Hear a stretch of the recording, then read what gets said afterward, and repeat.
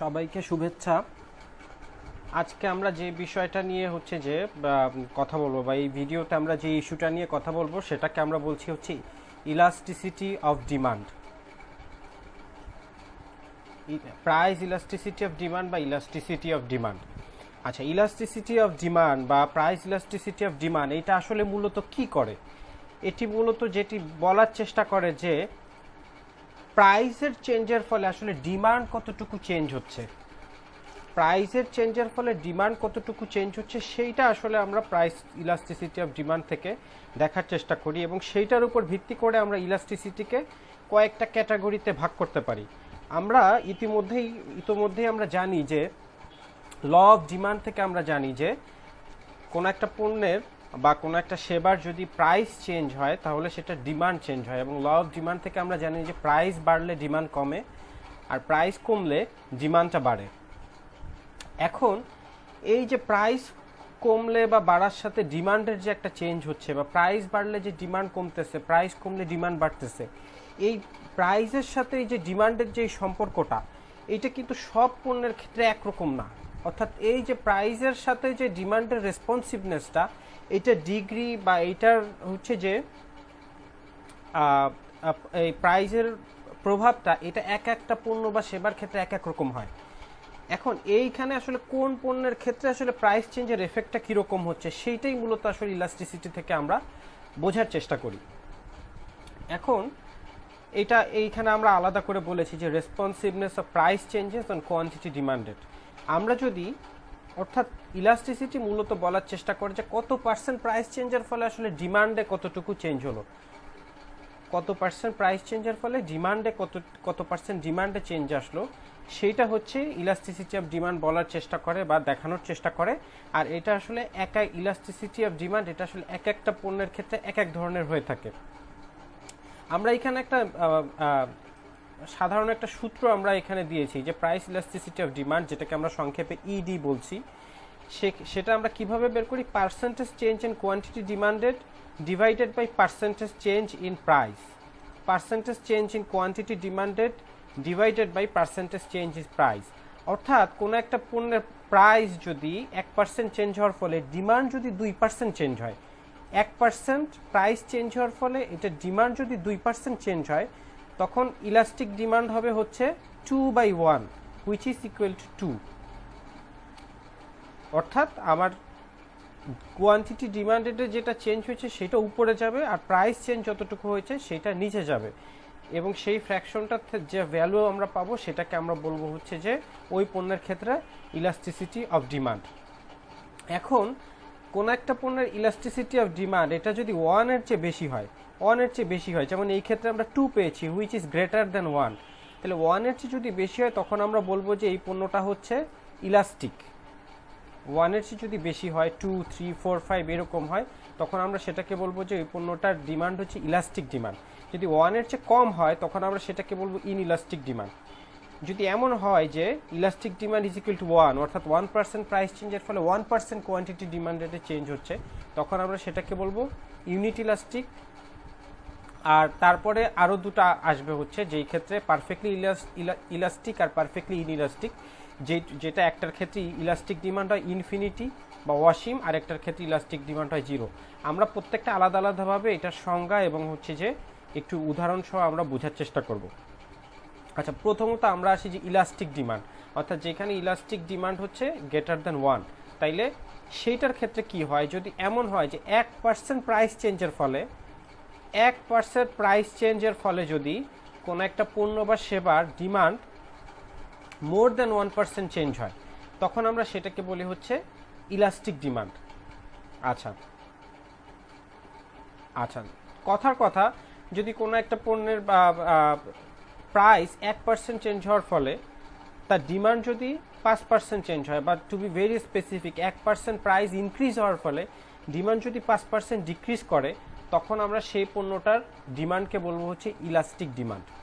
আচ্ছা, এখন কথা হচ্ছে যে ইলাস্টিক ডিমান্ডটা আসলে কোন ধরনের পণ্যগুলোর ক্ষেত্রে বা পণ্য বা সেবাগুলোর ক্ষেত্রে হয়? এটা ইন জেনারেল বলতে গেলে যে পণ্যগুলো লাক্সারিয়াস, অর্থাৎ যেই পণ্যগুলো আসলে বেঁচে থাকার জন্য ক্রাইং নিড না, এই ধরনের পণ্যের ক্ষেত্রে সাধারণত এই ইলাস্টিক ডিমান্ডটা দেখা যায়। অর্থাৎ খুব যে সমস্ত বিলাসবহুল যেমন পণ্য আছে, যেমন বাংলাদেশের বাস্তবতা এখন এয়ার কন্ডিশন এটি একটি মোটামুটি বিলাসবহুল পণ্য, অর্থাৎ মধ্যবিত্ত বা উচ্চবিত্তরাই সাধারণত এয়ার কন্ডিশন বাসায় ব্যবহার করে থাকে। তো এই ধরনের পণ্যের ক্ষেত্রে হচ্ছে যে ইম্পেরিক্যালি এটা দেখা যায় যে যদি এয়ার কন্ডিশনের প্রাইস 1% বেড়ে যায় তাহলে এটা সেল মোর দেন 1% কমে যাবে। আবার কোনো কারণে যদি এয়ার কন্ডিশনের প্রাইস আমরা দেখি যে 1% বেড়ে গেছে, কমে গেছে, তাহলে আমরা দেখব যে এটার ডিমান্ড মোর দেন 1% বেড়ে যাবে। অর্থাৎ বিভিন্ন সময় এই ধরনের লাক্সারিয়াস গুডসের ক্ষেত্রে বিভিন্ন ধরনের আফটার সেলফ সার্ভিস বা হচ্ছে ডিসকাউন্ট এই ধরনের অফার বা হচ্ছে যে প্রাইস কাট এই ধরনের যখন অফারগুলো আসে তখন তোমরা দেখবে যে সেসব পণ্যের ডিমান্ডটা অনেকটাই বেড়ে যায়। তো 1% প্রাইস চেঞ্জের ফলে বা 1% চেঞ্জের ফলে এই ক্ষেত্রে সবসময় হচ্ছে মোর দ্যান 1% চেঞ্জ হবে ডিমান্ডের ক্ষেত্রে, এবং এই ধরনের ইলাস্টিক ডিমান্ড হয় সাধারণত হচ্ছে লাক্সারিয়াস গুডসগুলোর ক্ষেত্রে।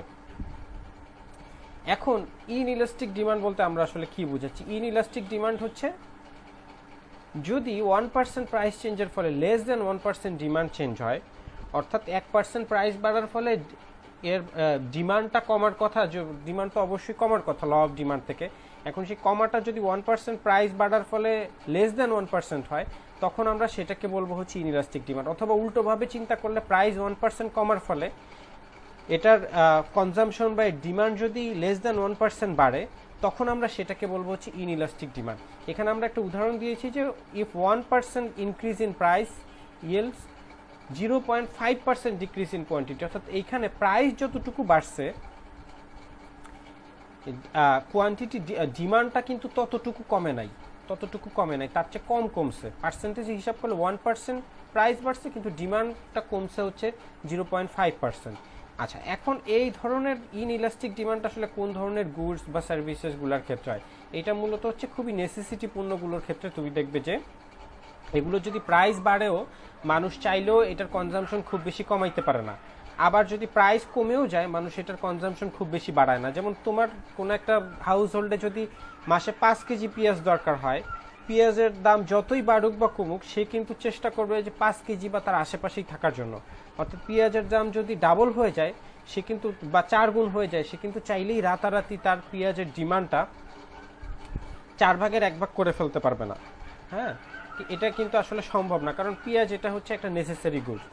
তো এই ধরনের ক্ষেত্রগুলোতে হচ্ছে যে অর্থাৎ নেসেসারি আইটেমগুলোর ক্ষেত্রে সাধারণত ইনইলাস্টিক ডিমান্ড হয়, এবং ইনইলাস্টিক ডিমান্ডের ক্ষেত্রে ইলাস্টিসিটি অফ ডিমান্ড হয় লেস দেন 1। তাহলে এই উদাহরণগুলো মানে বেসিক জেনারেল রুলগুলো হচ্ছে একটু মনে রাখতে হবে যে ইলাস্টিক ডিমান্ড হয় লাক্সারিয়াস গুডসগুলোর ক্ষেত্রে, ইনইলাস্টিক ডিমান্ড হয় নেসেসিটি আইটেমসগুলোর ক্ষেত্রে। এখন আমরা আরেক ধরনের ইলাস্টিসিটি নিয়ে কথা বলবো, যেটাকে আমরা বলি হচ্ছে ইউনিট ইলাস্টিক। ইউনিট ইলাস্টিক কখন হতে পারে? যদি 1% প্রাইস চেঞ্জের ফলে এক্স্যাক্টলি 1% ডিমান্ডেই চেঞ্জ হয়, তখন আমরা সেটাকে বলি ইউনিট ইলাস্টিক। এখন ইউনিট ইলাস্টিক গুডসগুলো এগুলো সাধারণত হচ্ছে যে খুব বেশি লাক্সারিয়াস আইটেমের ক্ষেত্রে হয় না, মোর অরলেস নেসেসিটি আইটেম বা একটু কম নেসেসিটি এইগুলোর ক্ষেত্রে হয়। এবং এইটা আসলে ইম্পেরিক্যালি যদি তুমি ইউনিট ইলাস্টিক ডিমান্ড খুঁজতে যাও, এটা আসলে খুব অ্যাক্সিডেন্টালি কোনো পণ্যের ক্ষেত্রে বা সেবার ক্ষেত্রে কোনো ক্ষেত্রে হয়। সাধারণত এক্স্যাক্টলি 1% চেঞ্জের ফলে এক্স্যাক্টলি 1% ডিমান্ডে চেঞ্জ, এটা আসলে খুব মানে হচ্ছে যে অহরহ দেখা যায় না। এটা অ্যাক্সিডেন্টালি বা কাকতালীয়ভাবে কোনো পণ্যের ক্ষেত্রে এটা হচ্ছে যে এরকম হয়ে যায় যে 1% প্রাইস চেঞ্জের ফলে এক্স্যাক্টলি 1% ডিমান্ডেই চেঞ্জ হলো। আচ্ছা, এখন আমরা যে ইলাস্টিক ডিমান্ড, এটা যে আমরা যে এটা 3 ধরনের ইলাস্টিসিটি নিয়ে আমরা অলরেডি আলোচনা করলাম। একটা হচ্ছে ইলাস্টিক ডিমান্ড, একটা হচ্ছে ইনইলাস্টিক ডিমান্ড, আর একটা হচ্ছে ইউনিট ইলাস্টিক ডিমান্ড। এই তিনটার যদি আমরা একটু গ্রাফিক্যালি বোঝার চেষ্টা করি, এটা আমি তোমাদের বই থেকেই সরাসরি এটা নিয়ে আসছি। এটা আমি আলাদা করে আঁকতেও পারতাম, কিন্তু তার জন্য একটু সময় বেশি লাগতো দেখে আমি এটা হচ্ছে যে ক্রপ করে নিয়ে এসছি।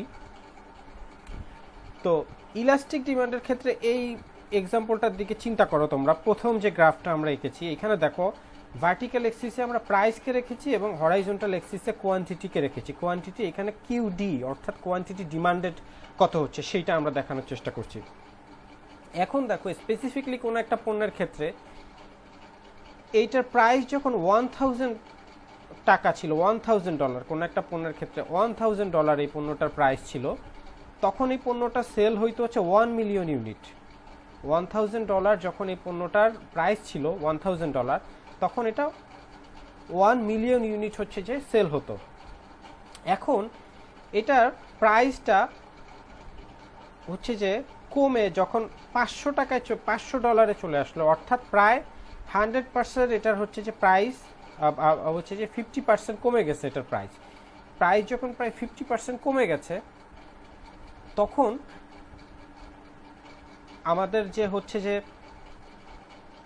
কোয়ান্টিটি সেটা কিন্তু ডাবল হওয়ার কথা ছিল। তো প্রাইস যখন অর্ধেক হয়েছে, হাফ হয়েছে, পার্সেন্টেজের এটা দিয়ে বুঝতে যদি একটু অসুবিধা হয়, তাহলে এটা খুব সরাসরি এইখান থেকেও বুঝতে পারো যে অর্ধেক হয়ে গেছে প্রাইসটা। বা উল্টোভাবে চিন্তা করলে যখন আচ্ছা যাই হোক, আমরা এটা বলে নিই যে প্রাইস যখন অর্ধেক হয়ে গেছে, তখন এটা ডিমান্ডটা ডাবল হওয়ার কথা ছিল, 2 গুণ বাড়ার কথা ছিল, কিন্তু সেটা না বেড়ে তোমরা দেখলে যে অর্থাৎ যখন 500 হয়ে গেল, তখন এটার ডিমান্ডটা হচ্ছে 3 গুণ বাড়ছে। তাহলে যেহেতু এইখানে প্রাইসের যতটুকু চেঞ্জ হয়েছে, তার চেয়ে ডিমান্ডের চেঞ্জটা হয়েছে আরও বেশি। কারণ এটা যদি ইউনিট ইলাস্টিক গুড হইতো, তাইলে 1000 থেকে 500 হওয়ার ফলে কোয়ান্টিটি ডিমান্ডেড 1 মিলিয়ন ইউনিট থেকে বেড়ে 2 মিলিয়ন ইউনিট হওয়ার কথা ছিল, কিন্তু হয়ে গেছে আরও বেশি। আবার উল্টোভাবে আমরা যদি চিন্তা করি, তাহলে দেখবে যে যখন প্রাইস ছিল $500, তখন এই প্রোডাক্টটা 3 মিলিয়ন ইউনিট সেল হতো মার্কেটে। যখন এটার প্রাইসটা 100% বেড়ে গেছে, অর্থাৎ 500 থেকে যখন 1000 হয়ে গেছে, তখন এটা কমে এটা হচ্ছে যে 2-তে আসার কথা ছিল, কিন্তু সেটা না এসে 1-এ চলে আসছে। অর্থাৎ 100% প্রাইস চেঞ্জের ফলে এটার কোয়ান্টিটি ডিমান্ডটা কমে মোর দ্যান 100% কমে গেছে। তো এইটা হচ্ছে যে এইখান থেকে আমরা হচ্ছে ইলাস্টিক ডিমান্ডটা বুঝতে পারছি। আচ্ছা, ইউনিট ইলাস্টিক ডিমান্ডের ক্ষেত্রে দেখো, এইখানে 100% প্রাইস চেঞ্জ হওয়ার ফলে ডিমান্ডও 1000 থেকে 2000 হয়েছে, অর্থাৎ 0.5 থেকে বেড়ে যখন 100 হয়েছে, তখন কোয়ান্টিটি ডিমান্ডেরটাও বেড়ে 1000 ইউনিট থেকে বেড়ে 2000 ইউনিটে চলে এসছে। অর্থাৎ এইখানে ইউনিট ইলাস্টিক এই পণ্যের ক্ষেত্রে, অর্থাৎ প্রাইসটা যে হারে চেঞ্জ হচ্ছে, প্রাইসটাও ডাবল হয়েছে, কোয়ান্টিটি ডিমান্ডেরও হচ্ছে যে কমে অর্ধেক হয়েছে। আচ্ছা, এইখানে একটু বোধহয় একটু কনফিউশন হতে পারে, যে প্রথমবার বলতে আমি বোধহয় একটু ভুল বলেছি, যে অর্থাৎ যখন $1 ছিল এটার প্রাইস, তখন এটা সেল হতো হচ্ছে, বা যখন $0.5 ছিল, তখন এটা 2000 মিলিয়ন ইউনিট সেল হতো। যখন এটা প্রাইসটা বেড়ে $0.5 থেকে $1 হয়েছে, তখন কোয়ান্টিটি ডিমান্ডেরটা কমে 2000 মিলিয়ন ইউনিট থেকে কমে 1000 মিলিয়ন ইউনিটে নেমে আসছে। অর্থাৎ প্রাইস ডাবল হয়েছে, কোয়ান্টিটি ডিমান্ডেরটা অর্ধেক, এক্স্যাক্টলি হাফ হয়ে গেছে। তার মানে যে হারে প্রাইসটা বাড়ছে, সেই হারেই কোয়ান্টিটি ডিমান্ডেরটা কমছে। তার মানে আমরা বলতে পারতেছি যে এই পণ্যটা হচ্ছে আমাদের ইউনিট ইলাস্টিক ডিমান্ড। অর্থাৎ এই ক্ষেত্রে 1% প্রাইস চেঞ্জের ফলে 1% ডিমান্ড চেঞ্জ হয়েছে।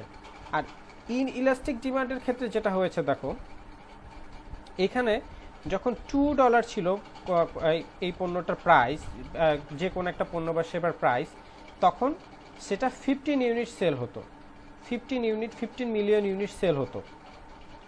যখন এই প্রাইসটা 2 থেকে বেড়ে $4 হয়েছে, অর্থাৎ প্রায় 100% প্রাইস ইনক্রিজ হয়েছে, তখন দেখো এটা 15 থেকে কমে এটা 7.5-এ যাওয়ার কথা ছিল, কিন্তু সেটা কমে 10-এ আসছে। অর্থাৎ যেই হারে প্রাইসের চেঞ্জ হয়েছে, সেই হারে কোয়ান্টিটিটা চেঞ্জ হয় নাই। যে হারে প্রাইসটা চেঞ্জ করছে, সেই হারে কোয়ান্টিটিটা চেঞ্জ হয় নাই, কোয়ান্টিটি চেঞ্জ হয়েছে আরও কম। অর্থাৎ প্রাইস প্রায় বেড়ে ডাবল হয়ে গেছে, কিন্তু কোয়ান্টিটি ডিমান্ডেড কিন্তু কমে অর্ধেক হয় নাই, অর্ধেকের চেয়ে কম। অর্থাৎ 7.5 হইলে অর্ধেক হইতো, কিন্তু এখানে আছে হচ্ছে 10-এ নেমে আসছে। অর্থাৎ তার মানে হচ্ছে প্রাইস চেঞ্জটা যে হারে হচ্ছে, কোয়ান্টিটি ডিমান্ডেডের চেঞ্জটা সেই হারে হচ্ছে না। তাইলে তখন আমরা এই ধরনের পণ্যগুলোকে আমরা বলি হচ্ছে যে এই পণ্যগুলোর আসলে ইনইলাস্টিক ডিমান্ড আছে। এখন এই গ্রাফগুলো দেখে তোমরা মোটামুটি একটা ধারণা পেতে পারো, যখন দেখবে যে কোনো একটা ইলাস্টিক পণ্য বা লাক্সারিয়াস পণ্যের ডিমান্ড কার্ভ যখন আমরা আঁকি, বা ইম্পেরিক্যাল ডেটা দিয়ে তুমি যদি আঁকার চেষ্টা করো, তখন দেখবে এই গ্রাফটা অনেকটা ফ্ল্যাটার থাকে।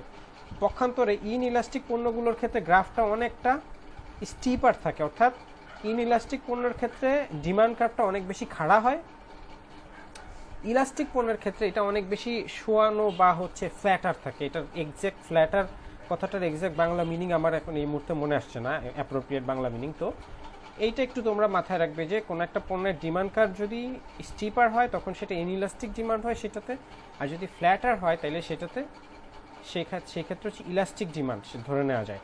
আর ইউনিট ইলাস্টিক পণ্যগুলোর ক্ষেত্রে সাধারণত এক ধরনের কনসিস্টেন্সি মেনটেন থাকে, অর্থাৎ অ্যারাউন্ড 45 ডিগ্রি কার্ভ হয়। যদিও এখানে আমরা এরকম করে দিয়েছি, বাট তুমি যদি স্ট্রেট লাইনে আঁকতা তাহলে দেখবা যে এটা অনেকটা 45 ডিগ্রি অ্যাঙ্গেলের মানে হচ্ছে 45 ডিগ্রি একটা লাইনের মতো হচ্ছে যে তৈরি হবে। তো এইটাই হচ্ছে যে মানে 3 ধরনের ইলাস্টিসিটি আমরা আলোচনা করলাম। এখন ইলাস্টিক ডিমান্ড আর ইনইলাস্টিক ডিমান্ড যদি তোমরা বুঝে থাকো তাহলে আরও দুইটা টার্ম খুব সহজেই বুঝতে পারবে। একটা হচ্ছে পারফেক্টলি ইলাস্টিক, অর্থাৎ যেখানে ইলাস্টিক ডিমান্ড হচ্ছে ইনফিনিটি বা অসীম। এইটা কখন হয়? যখন tiny change or no change leads to an indefinitely large change in quantity demanded. The good has perfectly elastic demand. আচ্ছা, অনেক সময় তোমরা দেখবে যে কোনো একটা পণ্যের আসলে প্রাইস খুব একটা চেঞ্জ হয় নাই, প্রাইস যা ছিল তাই আছে, কিন্তু কোনো কারণে বা কোনো কারণ ছাড়াই ওই পণ্যটার ডিমান্ড অনেক বেশি ফ্লাকচুয়েট করছে। অর্থাৎ একই প্রাইসে ধরো যে ফেরারি গাড়ির কথা ধরতে পারো, যে ফেরারি গাড়ি হয়তো কোনো একটা মাসে কোনো একটা কোম্পানি হয়তো 200 ইউনিট গাড়ি সেল করছে, আবার কোনো একটা সময় দেখা যায়, কোনো একটা মাসে দেখা যায় ওদের কোনো প্রাইস চেঞ্জ হয় নাই, কিন্তু ওরা মাত্র 20 ইউনিট সেল করতে পারছে। অর্থাৎ একই প্রাইসে ডিমান্ডটা অনেক বেশি যখন ফ্লাকচুয়েট করে তখন আমরা সেই ধরনের পণ্যগুলোকে বলি পারফেক্টলি ইলাস্টিক ডিমান্ড। এবং এই সব ক্ষেত্রে দেখো হরাইজন্টাল ডিমান্ড কার্ভ হয়, অর্থাৎ ডিমান্ড কার্ভটা এই যে আমার যে এক্স অক্ষটা আছে এই অক্ষের সাথে প্যারালাল একটা ডিমান্ড কার্ভ তৈরি হয়। এই ক্ষেত্রে কিন্তু আর ডাউনার স্লোপিং ডিমান্ড কার্ভ হয় না। যেমন এইখানে দেখতে পাচ্ছ যে প্রাইসটা কিন্তু সেম আছে, একই প্রাইসে কোয়ান্টিটি ডিমান্ডেড এটা কিন্তু অনেকটা বাড়তেছে এবং কমতেছে। অর্থাৎ কোয়ান্টিটি ডিমান্ডেডটা দেখো তুমি যদি এই পয়েন্টে চিন্তা করো তাইলে একরকম, এই পয়েন্টে আরেক রকম, এই পয়েন্টে হচ্ছে আরেক রকম। অর্থাৎ একই প্রাইসে প্রাইসটা কিন্তু কমা বাড়া করতেছে না, একই প্রাইসে কোয়ান্টিটিটা বা ডিমান্ডটা অনেক বেশি কমতেছে বা বাড়তেছে। তাহলে এই ধরনের কোনো পণ্যগুলোর ক্ষেত্রে সাধারণত এক্সট্রিমলি লাক্সারিয়াস গুডস যেগুলো, যেমন আমি ফেরারি গাড়ির কথা বললাম, বা এই ধরনের লাক্সারিয়াস যে সমস্ত আইটেম আছে সেগুলোর ক্ষেত্রে এই ধরনের হয় যে কোনো প্রাইস চেঞ্জ ছাড়াই ডিমান্ড অনেক সময় ফল করে, অনেক সময় অনেক বেশি হচ্ছে যে ডিমান্ড বেড়ে যায়। তো এইটা একটা গেল। আর আরেকটা হতে পারে যে পারফেক্টলি ইনইলাস্টিক কি, যখন প্রাইস যতই কমুক বা বাড়ুক ডিমান্ডের কোনো চেঞ্জ হয় না। কোনো পণ্যের ক্ষেত্রে যদি এমন হয় যে প্রাইস যতই কমতেছে বা বাড়তেছে, যেমন এইখানে আমরা যে গ্রাফটা দেখাচ্ছি এইখানে দেখো প্রাইসটা কমতেছে বাড়তেছে, অর্থাৎ ভার্টিক্যালি প্রাইসটা মুভ করতেছে কিন্তু কোয়ান্টিটিটা মুভ করতেছে না, কোয়ান্টিটিটা এই জায়গাতে স্টাক হয়ে আছে, কিন্তু প্রাইসটা কমতেছে বাড়তেছে। অর্থাৎ প্রাইস কমা বা বাড়ার ফলে ডিমান্ডে কোনো ধরনের চেঞ্জেস আসতেছে না, তখন আমরা সেটাকে বলি হচ্ছে পারফেক্টলি ইনইলাস্টিক ডিমান্ড কার্ভ। এই ধরনের ডিমান্ড আসলে কোন ধরনের পণ্যগুলোর ক্ষেত্রে হয়? এক্সট্রিমলি নেসেসিটি গুডস যেগুলো আছে, যেমন একটা ধরা যেতে পারে যে লবণ কিন্তু আসলে লবণের দাম বাড়ুক বা কমুক তাতে কিন্তু কোনো একটা হাউস হোল্ডের লবণের কনজাম্পশন কিন্তু কমে বা বাড়ে না, কারণ লবণ তো চাইলে ইচ্ছা করলে তরকারিতে অনেক বেশি বা কম করে দেওয়া যায় না, লবণ হচ্ছে যে পরিমাণ মতোই ব্যবহার করতে হয়। তো সেই সব ক্ষেত্রে দেখা যায় যে লবণের কেজি যদি 100 টাকাও হয় তাও মানুষ যে পরিমাণ লবণ ডিমান্ড করবে, লবণের কেজি যদি কমে 10 টাকাও হয়ে যায় তাহলেও মানুষ আসলে একই পরিমাণ হচ্ছে কনজিউম করবে থিওরিটিক্যালি। তো এই ধরনের পণ্যের ক্ষেত্রে সাধারণত হচ্ছে যে আমরা ভার্টিক্যাল ডিমান্ড কার্ভ দেখতে পাই, অর্থাৎ এই ধরনের পণ্যগুলোর ক্ষেত্রে আমরা ভার্টিক্যাল ডিমান্ড কার্ভ দেখি, অর্থাৎ প্রাইস যতই কমুক বা বাড়ুক কোয়ান্টিটিতে কোনো ধরনের চেঞ্জ হয় না। আচ্ছা, এইখানে আমরা কতগুলো কথা বলার চেষ্টা করেছি দেখো, যে the price elasticities of demand for individual goods are determined by the economic characteristics of demand. Price elasticities tend to be higher when the goods are luxurious. আমরা অলরেডি আগেই বলেছি লাক্সারিয়াস গুডসগুলোর ক্ষেত্রে ইলাস্টিসিটি অনেক বেশি হয়, নেসেসিটি গুডসগুলোর ক্ষেত্রে elasticity কম হয়।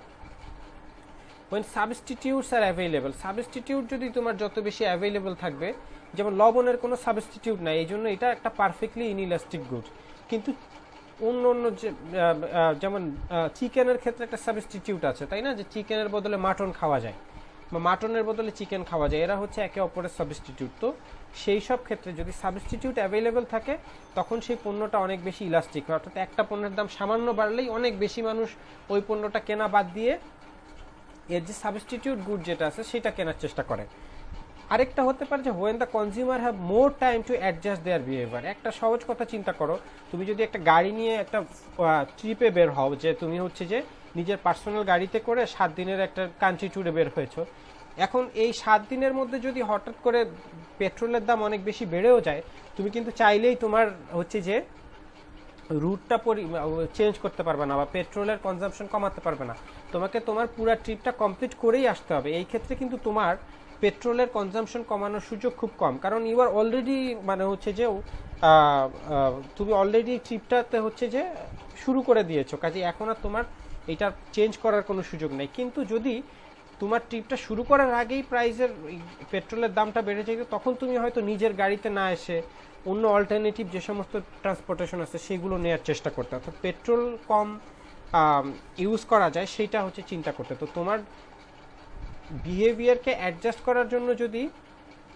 Time অনেক বেশি থাকে তাহলে সেই পণ্যটা অনেক বেশি ইলাস্টিক হয়। আর কখনো যদি এমন হয় যে আমার আসলে অ্যাডজাস্ট করার মতো টাইম আমি পাচ্ছি না, ধরো যে কোনো একটা পণ্যের দাম হঠাৎ করে বেড়ে গেছে, এখন এই পণ্যটা সাবস্টিটিউট গুড যেটা আছে সেটা আসলে অ্যাভেলেবেল নাই বা 6 মাস পরে মার্কেটে আসবে। এখন যেহেতু এটা 6 মাস পরে মার্কেটে আসবে, এটার আশায় তুমি আসলে বসে থাকতে পারবে না।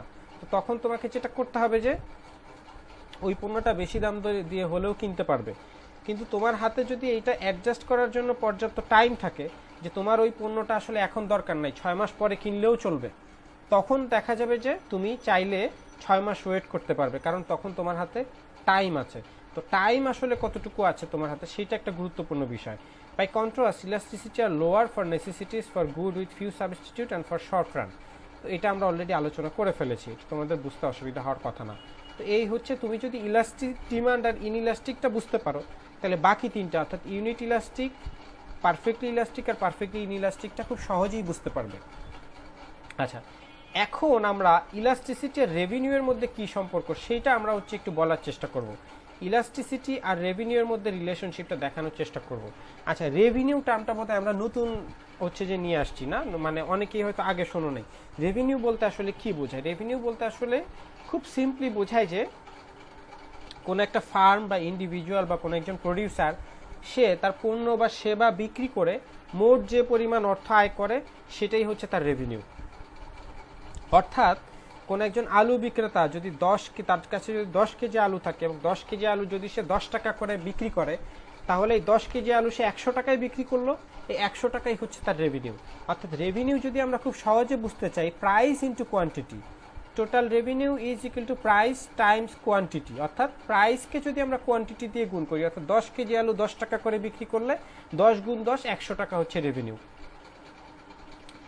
এইখানে যে বলে দিয়েছে যে if consumers buy 5 units at taka 3 each, then total revenue will be taka 15। অর্থাৎ 5 ইউনিট যদি 3 টাকা করে আমরা সেল করি বা কোনো একজন প্রডিউসার যদি সেল করে, তাহলে তার মোট রেভিনিউ আসবে 15। এখন এই যে রেভিনিউ আছে, রেভিনিউর সাথে ইলাস্টিসিটির আসলে সম্পর্কটা কি? এটা আসলে এমপিরিক্যাল এভিডেন্স যে কোন একটা ইলাস্টিক পণ্যের ক্ষেত্রে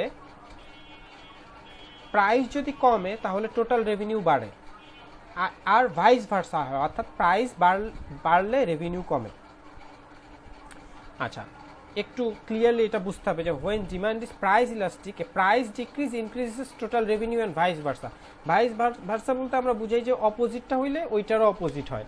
অর্থাৎ দুইটা হচ্ছে যে আমাদের যদি চলক থাকে, একটার ফলে আরেকটাই যা চেঞ্জ হয়, ওইটার ক্ষেত্রে যদি অপোজিটটা হয় তাহলে এইটার ক্ষেত্রে অপোজিটটা হয়। অর্থাৎ এই ক্ষেত্রে প্রাইস কমার ফলে ইলাস্টিক ডিমান্ডের প্রাইস ইলাস্টিক পণ্যগুলোর ক্ষেত্রে প্রাইস কমার ফলে রেভিনিউ বাড়বে, আর প্রাইস যদি বাড়ে তাহলে রেভিনিউ কমবে। আচ্ছা, আমরা এটা একটু উদাহরণ দিয়ে দেখি এটা আর একটু ক্লিয়ার করা যায় কিনা। এই উদাহরণটা তোমরা বোঝার চেষ্টা করো যে আমরা ধরে নেই, অ্যাজিউম করে নেই যে একটা ফার্মের সে 100 ইউনিট কোনো একটা কমোডিটি সেল করে, কোনো ধরনের একটা পণ্য সে 100টা ইউনিট সেল করে এবং প্রত্যেকটা ইউনিটের দাম হচ্ছে 100 টাকা। তাহলে এই যে 100 ইউনিট পণ্য সেল করে সে মোট রেভিনিউ কত পায়? প্রাইস গুণ কোয়ান্টিটি, তার মানে 10,000 টাকা। 100 ইউনিট পণ্য বিক্রি করে সে প্রতি ইউনিট 100 টাকা করে মোট 100 ইউনিটের রেভিনিউ পায় হচ্ছে 10,000 টাকা। এখন কোনো একটা কারণে 10% প্রাইস বেড়ে গেল, 10% প্রাইস হচ্ছে 10% প্রাইস যদি কমে যায়, তাহলে যেহেতু পণ্যটা যেহেতু ইলাস্টিক পণ্য, তাহলে 10% প্রাইস কমার ফলে ডিমান্ড কিন্তু মোর দ্যান 10% হবে। আমরা এই ক্ষেত্রে ধরে নিচ্ছি যে 10% প্রাইস কমার ফলে 20% তার হচ্ছে ডিমান্ড ইনক্রিজ করছে, 10% প্রাইস কমার ফলে 20% ডিমান্ড ইনক্রিজ করছে। এখন কি হবে, তাহলে তার রেভিনিউ তাহলে কত হবে? তাহলে 10% প্রাইস কমে গেছে, তাহলে 100 মাইনাস 100 10% মানে হচ্ছে তাহলে তার টাকা হচ্ছে এখন 90, তাহলে 90 টাকা করে সে সেল করবে। কিন্তু আবার ডিমান্ড বেড়ে গেছে 20%, তার মানে আগে যদি 100 ইউনিট সেল হইতো এখন 120 ইউনিট সেল হয়। তাইলে দেখো এই 90 গুণ 120 = 1080 টাকা। তার মানে 10% দেখতে শুরুতে মনে হচ্ছিল যে প্রাইস তো কমে গেল, তাইলে তো এই হচ্ছে যে প্রডিউসার যে আছে তার ক্ষতি হওয়ার কথা ছিল বা রেভিনিউ কমার কথা ছিল, কিন্তু প্রাইস কমার যতটুকু কমছে তার চেয়ে ডিমান্ড আরও বেশি বাড়ছে, যার ফলে তার কিন্তু আসলে দেখো যে প্রাইস 10% কমার ফলে 80 টাকা আসলে এক্সট্রা রেভিনিউ বেশি আসছে। অর্থাৎ ইলাস্টিক পণ্যের ক্ষেত্রে প্রাইস যদি কমে যায় তাইলে রেভিনিউ বাড়ে।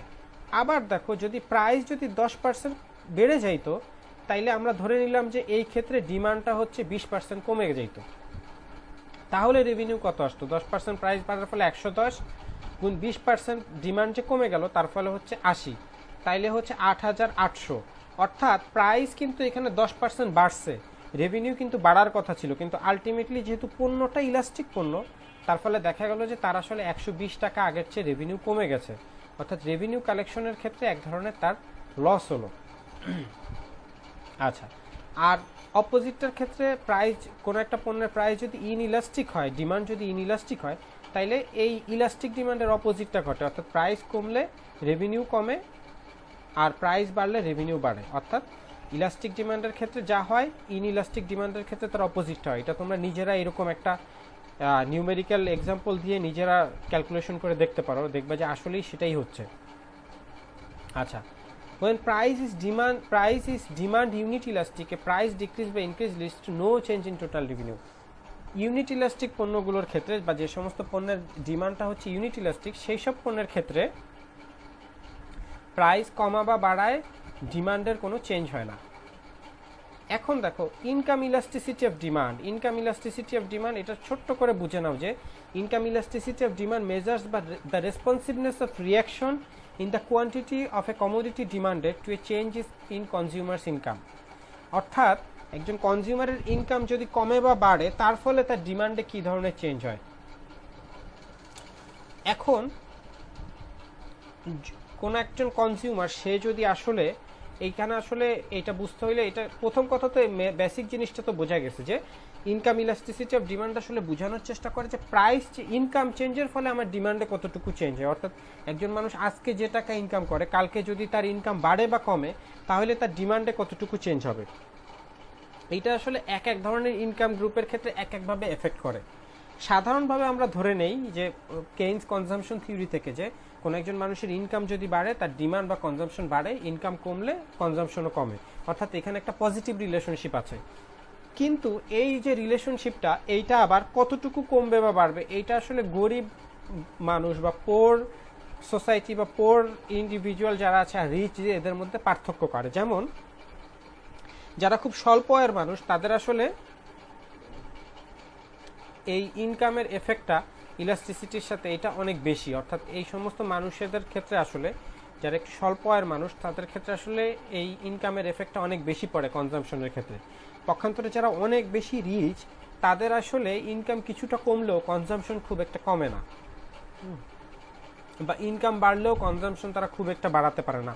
যেমন কোন একজন মানুষের যদি ধরো যে সেফার মান্থলি ইনকাম 50 লাখ টাকা কোন একজন ইন্ডিভিজুয়ালের, তাহলে তার ইনকাম যদি কমে 49 লাখ হয়ে যায় 50 লাখ থেকে কোন এক মাসে, তার কিন্তু তার কনজাম্পশন কমানোর কোনো প্রয়োজন পড়ে না। বা 50 লাখ থেকে বেড়ে যদি 51 লাখ হয় তাহলেও তার কিন্তু কনজাম্পশন খুব বেশি বাড়বে না, বিকজ সে অলরেডি একটা highest level of consumption level maintain করছে। তো এইখানে তার ইনকাম বাড়লেও আর বেশি কনজাম্পশন করার তো মানুষের তো একটা লিমিট আছে কনজিউম করার। ইনকাম যদি অনেক বেশি বেড়ে যায় ও আলটিমেটলি খুব বেশি আর তার কনজিউম করার সুযোগ থাকবে না। তো এই ক্ষেত্রে পোর মানুষদের ক্ষেত্রে আসলে ইনকাম ইলাস্টিসিটা একটু বেশি, রিচ মানুষদের ক্ষেত্রে হচ্ছে ইনকাম ইলাস্টিসিটি একটু কম। আবার এইটা আবার মিডিল ইনকাম মানুষদের ক্ষেত্রে আবার এটা আবার আরেকটু কমপ্লেক্স, কারণ মিডল ইনকাম গ্রুপের মানুষরা তারা কিন্তু আসলে নেসেসিটি আইটেমগুলোর পাশাপাশি কিছু লাক্সারিয়াস আইটেমও হচ্ছে যে কনজিউম করে। তো সেই ক্ষেত্রে তাদের ইনকাম যদি কমে যায় তাহলে কিন্তু তাদের লাক্সারিয়াস আইটেমের যে হচ্ছে যে কনজামশন সেটা অনেকটাই ফল করে। আবার আরেক দিক থেকে তুমি চিন্তা করলে দেখবে যারা একদম গরিব মানুষ তারা কিন্তু আসলে নেসেসিটি আইটেমগুলোই হচ্ছে যে কনজিউম করে, তারা কিন্তু খুব বেশি লাক্সারিয়াস গুড কনজিউম করে না। তারপরেও যদি তাদের ইনকাম কমে যায় তারা কিন্তু বাধ্য হয়, আসলে এখানে তাদের হাতে কোনো অপশন নাই। অর্থাৎ কোনো একজন মানুষ যার 10,000 টাকা মান্থলি ইনকাম, তার ইনকাম যদি কোনো কারণে কমে 8,000 হয়ে যায়, তাকে কিন্তু কষ্ট করে 8,000 টাকার মধ্যেই তার কনজাম্পশন কমায় চলতে হবে। এইখানে কিন্তু এটা কিন্তু তার চয়েস না, এটা হচ্ছে তার সে বাউন্ড বা বাধ্য তার কনজাম্পশন কাট করার জন্য। তো এইখানে কিছু কিছু ছোটোখাটো বিষয়গুলো আছে, এটা বেশ একটু বোঝার ব্যাপার আছে। হ্যাঁ, তো এটা একটু নিজেরা চিন্তাও করতে পারো, বা পরে আমরা এটা নিয়ে আলোচনা করতে পারি। তো আপাতত ইনকাম ইলাস্টিসিটি অফ ডিমান্ড বলতে কি বোঝায় সেটা বুঝে নাও, যে ইনকাম বাড়া বা কমার ফলে কনজিউমারের ডিমান্ডে কী ধরনের চেঞ্জ হয়। এখন আমরা আরেকটা জিনিস বোঝার চেষ্টা করব, যেটাকে আমরা বলতেছি যে cross price elasticity of demand. আচ্ছা, এতক্ষণ তো আমরা ক্রস প্রাইস ইলাস্টিসিটি অফ ডিমান্ডকে এটা বোঝার আগে আমি একটু একটা কথা বলে নিই, যে আমরা তো এতক্ষণ পর্যন্ত বলছিলাম কোনো একটা স্পেসিফিক পণ্যের প্রাইস কমা বা বাড়ার ফলে তার ডিমান্ড কতটুকু চেঞ্জ হয়। এখন আমরা আসলে আরেকটু অন্যভাবে দেখার চেষ্টা করব, সেটা হচ্ছে আমরা যে পণ্যটা নিয়ে কথা বলতেছি সেই পণ্যটার প্রাইস ধরো যে কমে নাই বা বাড়ে নাই, কিন্তু এর সাথে সম্পর্কিত অন্য একটা পণ্যের প্রাইস কমা বা বাড়ার ফলে ওই পণ্যটার প্রাইসে আসলে কি চেঞ্জ হবে সেইটা আসলে আমরা বোঝার চেষ্টা করব। এখন cross price elasticity of demand বুঝতে গেলে, অর্থাৎ এখানে এটা বলেই দিয়েছে যে change in quantity demanded due to change in the price of another commodity, অর্থাৎ অন্য একটা পণ্য বা সেবার প্রাইস কমা বা বাড়ার ফলে দ্বিতীয় আরেকটা পণ্যের প্রাইস ডিমান্ড আসলে কতটুকু কমে বা বাড়ে। এইটা বোঝার ক্ষেত্রে আমাদেরকে দুইটা জিনিস বুঝতে হবে, একটা হচ্ছে সাবস্টিটিউট গুডস আর একটা হচ্ছে কমপ্লিমেন্টারি গুড। এই দুইটা জিনিস আমি খুব সহজে বুঝাই দিই। এখানে আমরা যে উদাহরণটা দিয়েছি, যে অর্থাৎ চায়ের ক্ষেত্রে চায়ের সাবস্টিটিউট গুড কি, তোমরা এটা অলরেডি সবাই বোঝো, যে চা যদি না পাওয়া যায় তাহলে মানুষ হচ্ছে কফি খাবে। তাহলে চায়ের সাবস্টিটিউট গুড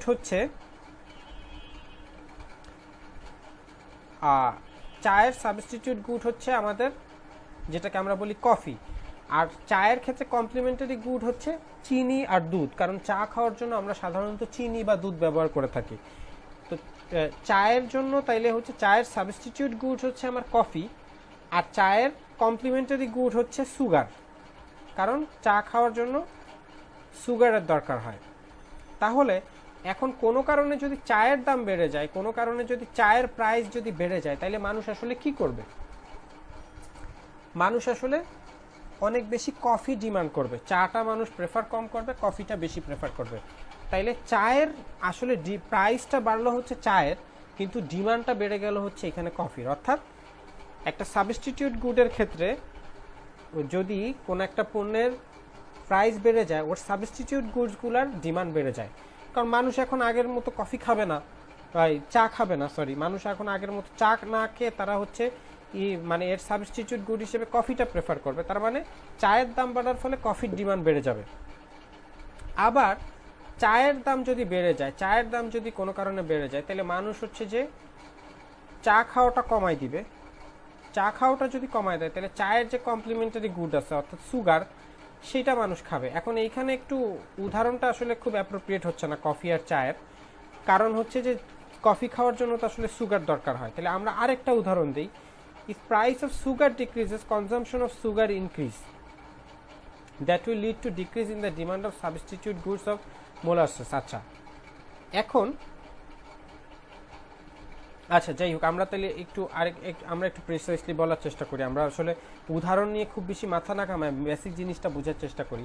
প্রথম কথা হচ্ছে এখানে আমরা যে উদাহরণটা দিছি, if price of a tea decreases, then consumption of tea will increase, that will lead to increase the demand of complementary goods such as sugar. অর্থাৎ চায়ের দাম যদি কোনো কারণে কমে যায়, তাহলে মানুষ বেশি করে চা খাবে এবং তার ফলে চিনির ডিমান্ডটাও হচ্ছে যে বাড়বে, কারণ মানুষ তখন বেশি করে চিনি খাওয়ার চেষ্টা করবে, কারণ চিনিটা বেশি কেনার চেষ্টা করবে, কারণ যেহেতু সে আগের চেয়ে বেশি চা খায় তাহলে তার চিনিও আগের চেয়ে বেশি লাগতেছে। তাইলে কোনো একটা গুড়ের যদি প্রাইস কমে, তার কমপ্লিমেন্টারি গুড যেটা আছে সেটার ডিমান্ডটা হচ্ছে বেড়ে যায়। পক্ষান্তরে কোনো একটা পণ্যের প্রাইস যদি বেড়ে যায় তাহলে তার যে সাবস্টিটিউট গুড আছে সেটার হচ্ছে যে ডিমান্ডটা বেড়ে যায়। অর্থাৎ চায়ের প্রাইস যদি কোনো কারণে বেড়ে যায় তাহলে চায়ের বদলে মানুষ কফি প্রেফার করবে, তাহলে কফির ডিমান্ডটা বাড়বে। আবার চায়ের দাম যদি কোনো কারণে কমে যায় তাহলে মানুষ আগের চেয়ে বেশি চা খাবে, তার ফলে চায়ের যে কমপ্লিমেন্টারি গুড আছে অর্থাৎ দুধ বা চিনি সেইগুলোর ডিমান্ড আবার হচ্ছে যে বেড়ে যাবে।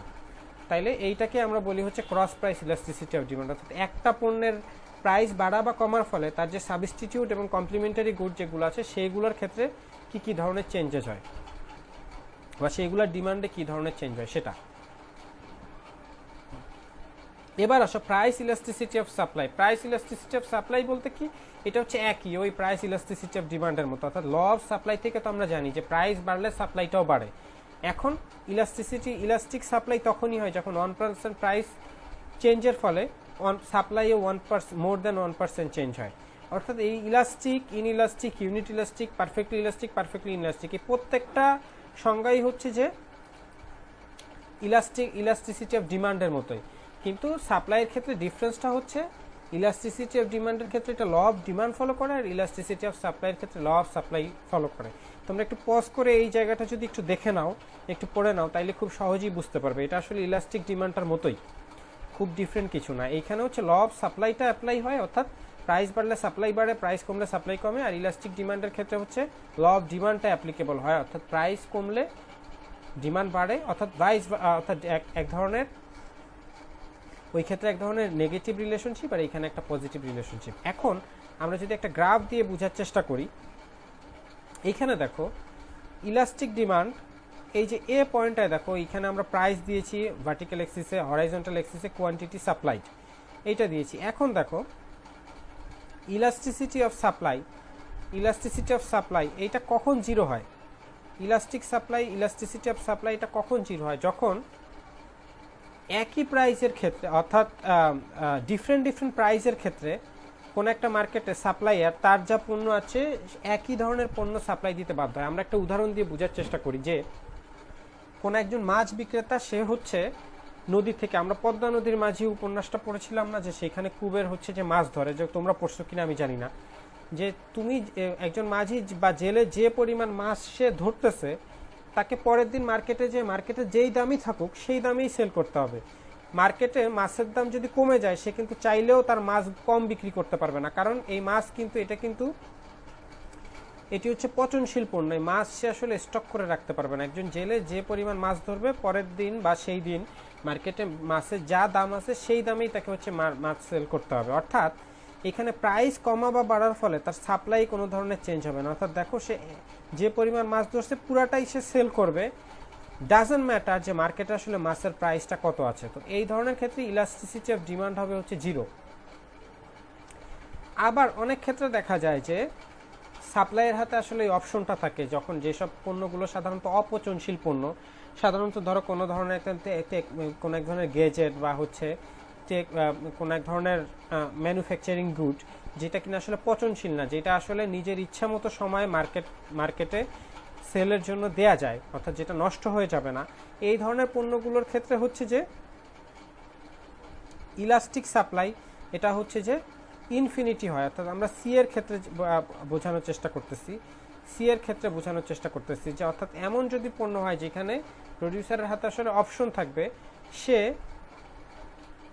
নির্দিষ্ট প্রাইসে চাইলে হচ্ছে যে তার সাপ্লাই বাড়াতে বা কমাতে পারে, তখন আমরা সেটাকে বলবো হচ্ছে যে ইলাস্টিক সাপ্লাই, তখন হচ্ছে ইনফিনিটি।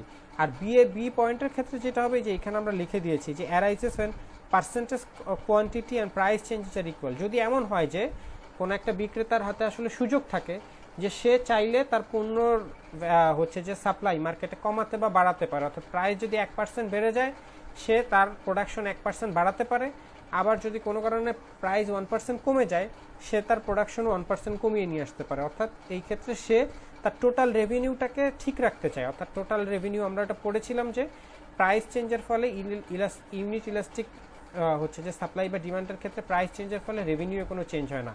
অর্থাৎ সে প্রাইস কতটুকু চেঞ্জ হলো, কমলো বা বাড়লো, তার উপরে বেস করে তার সাপ্লাইটা যদি কমাতে বা বাড়াতে পারে সমহারে, তখন আমরা সেটাকে বলি হচ্ছে যে ইউনিট ইলাস্টিক সাপ্লাই। আর যদি এমন কোনো ক্ষেত্রে এমন হয় যে কোনো একজন প্রডিউসার একই প্রাইসে তার ইচ্ছা মতো নিজের সুবিধা মতো হচ্ছে যে প্রাইস মানে হচ্ছে সাপ্লাই বাড়াতে বা কমাতে পারে, তখন আমরা সেই পণ্যটাকে বলবো হচ্ছে যে সেই পণ্যটার হচ্ছে যে ইলাস্টিক সাপ্লাই আছে। অর্থাৎ ইলাস্টিক সাপ্লাইটা তখন হবে ইনফিনিটি। অর্থাৎ এই ক্ষেত্রে তো ইলাস্টিক সাপ্লাই আমরা 0 পেয়েছিলাম, কিন্তু এটা হচ্ছে আরেকটা এক্সট্রিম কেস, যখন ইলাস্টিক সাপ্লাইটা হবে হচ্ছে ইনফিনিটি। অর্থাৎ একই প্রাইসে প্রডিউসার ইচ্ছা করলে নিজের ইচ্ছা মতো সে সাপ্লাইটাকে কন্ট্রোল করতে পারে। তো এই তিনটা হচ্ছে যে মূলত হচ্ছে দেখার বিষয়। অর্থাৎ ওইখানে ইলাস্টিসিটি অফ ডিমান্ডের ক্ষেত্রে আমরা যা বলেছি, ইলাস্টিসিটি অফ সাপ্লাই মূলত তাই, কিন্তু এখানে হচ্ছে যে প্রাইস চেঞ্জের ফলে সাপ্লাইটা পজিটিভলি এফেক্ট ফেলে। অর্থাৎ প্রাইস বাড়লে সাপ্লাই বাড়ে, প্রাইস কমলে সাপ্লাই কমে। এই জায়গাতে যদি তোমাদের যদি বুঝতে আর কোনো ধরনের সমস্যা থাকে, তাহলে পরবর্তীতে হচ্ছে যে আমরা এটা নিয়ে আরও আলোচনা করতে পারি বা করব, কারণ আমাদের ভিডিও আসলে অনেক বড় হয়ে যাচ্ছে, তো আমরা আসলে এখানে শেষ করতে চাচ্ছি। তো সবাই ভালো থাকো, আজকের ক্লাস হচ্ছে এই পর্যন্তই। আমরা হয়তো পরবর্তীতে এটা নিয়ে কারো আর কোনো কনফিউশন থাকলে সেটা নিয়ে কাজ করব। তো সবাইকে অনেক ধন্যবাদ ভিডিও দেখার জন্য।